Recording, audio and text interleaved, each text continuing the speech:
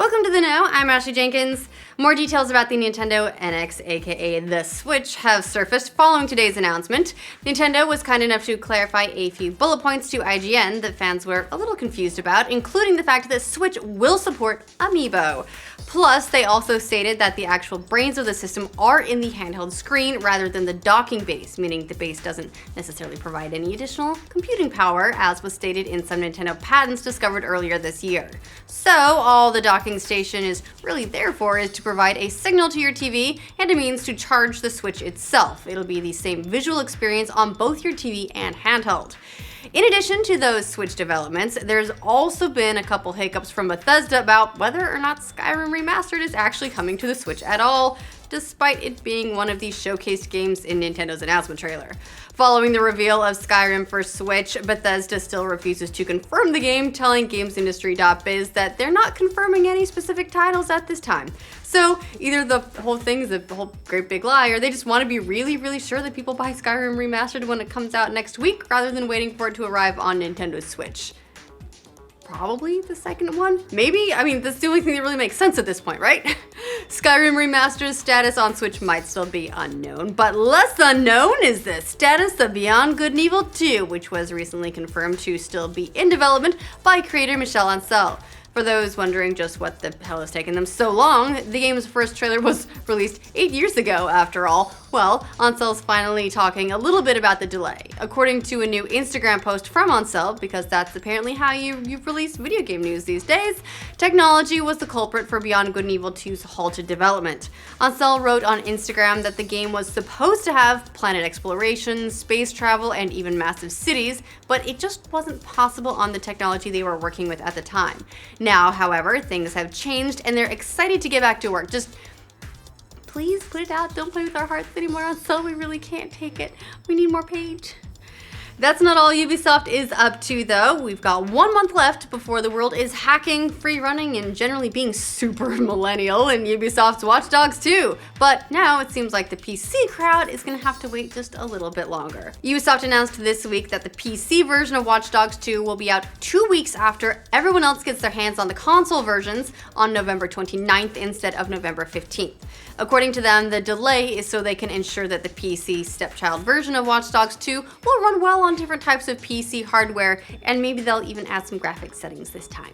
Apparently that's the alternative to releasing a totally broken-ass port. Never fear though, PC gamers, Ubisoft is gonna launch Watch Dogs 2 with a number of master race-friendly features like full 4K support, uncapped FPS, and more sliders than you can shake a hostile takeover at. They've also announced the full PC specs for the game, so you can go ahead and start fretting now about whether or not you can even play the game 2 weeks late. If you've been dying to spend even more money than the full retail price of Dead Rising 4, and why wouldn't you? Well, you're in luck. Capcom has officially unveiled the Season Pass for the next entry in their zombie beat-em-up. Dead Rising 4's Season Pass will run you 25 big ones and even includes a mini mode that features an 18-hole golf course spread around the town of Willamette, complete with zombie obstacles. Of course it is. You play with the Super Ultra Dead Rising 4 mini golf game type with up to 3 other friends. The Season Pass also gets you the Stocking Stuffer Holiday Pack featuring holiday-themed weapons, vehicles, and zombies and costumes. And last but not least, you'll get access to Frank Rising, an expansion that sees Frank searching for a cure before his infection sets in. Dead Rising 4 releases December 6th on Xbox One and PC. In addition to the Nintendo Switch and Red Dead Redemption 2 trailers, which were awesome enough, fanboys around the world were also treated to our first ever look at Logan. Well, as long as you don't count that poster with the crazy long kid hands. The third Wolverine movie is getting close. The trailer dropped this morning just ahead of the other 2 trailers. Smart move, Fox, revealing just enough about the film's story to whet our appetites for more. The movie, which takes place in a near-ish future when mutants have all been wiped out, so it's really rosy, follows Logan on a journey of redemption where he tries to save a young girl with the same superpowers as him, presumably X-23, from the clutches of evil. Also making an appearance is Patrick Stewart as Professor X, which makes a whole lot of sense considering both he and Hugh Jackman are basically ageless at this point. Set to Johnny Cash's Hurt, which is one of the best cover songs of all time, the trailer depicts a much smaller scale movie than what we've typically seen from comic book movies recently, which hopefully means that Fox has taken away some important lessons from Deadpool that, you know, personal is important too. Plus, it's rated R, so we know there'll be plenty of maiming. Logan drops on March 3rd, 2017. So, let's say you're Microsoft and you're paying the NFL $400 million to advertise your Surface tablets by providing them to all the coaches. There are probably few things worse than one of them talking shit about your product. Unfortunately for Microsoft, that's exactly what New England Patriots coach Bill Belichick did this past weekend when he said he's done using the Surface during games because he finds them, quote, undependable and, quote, faulty. The man of traditionally few words actually talked shit about the Surface tablets for a whole 5 minutes, which is uncharacteristically lengthy for him. Well, Microsoft has now responded to the angry hoodie, releasing a statement of its own to CNET. The company reportedly said that it respects Belichick's decision, but that they're also receiving tons of positive feedback from other coaches around the league. Having a public falling out with one of NFL's top coaches would be an enviable position for one company at least, Samsung, who's had a bit of a rough go of it lately thanks to their now recalled and totally shut down exploding phone, the Galaxy Note 7, and they're certainly not taking the shutdown lightly, as indicated by a recent snafu with a Grand Theft Auto 5 mod.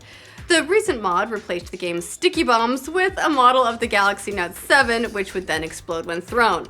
Samsung, not a big fan of the hijinks, and they've issued a DMCA takedown notice for any videos on YouTube showing the mod in action.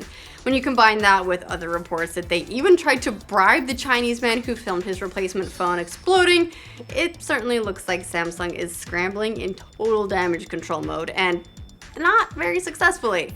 Also, you guys should totally know that you can't keep these things off the internet, and now you're just tempting more modders to put exploding Samsung phones in just about every game imaginable. So, get on that, modders. I mean, hey, console mods for Skyrim, right? Yes. What do you guys think about all the stories in today's roundup? Let us know in the comments, and for future updates from every corner of the internet, like this video and subscribe to the know. I wonder how much of this you're gonna be able to hear John cackling in the background during on-the-spot rehearsals. Yeah, spoiler, there are rehearsals for it. Mostly because we all really suck at that game now where you have to like back up and like redo something when they ring a bell. It's hard to get your mind around.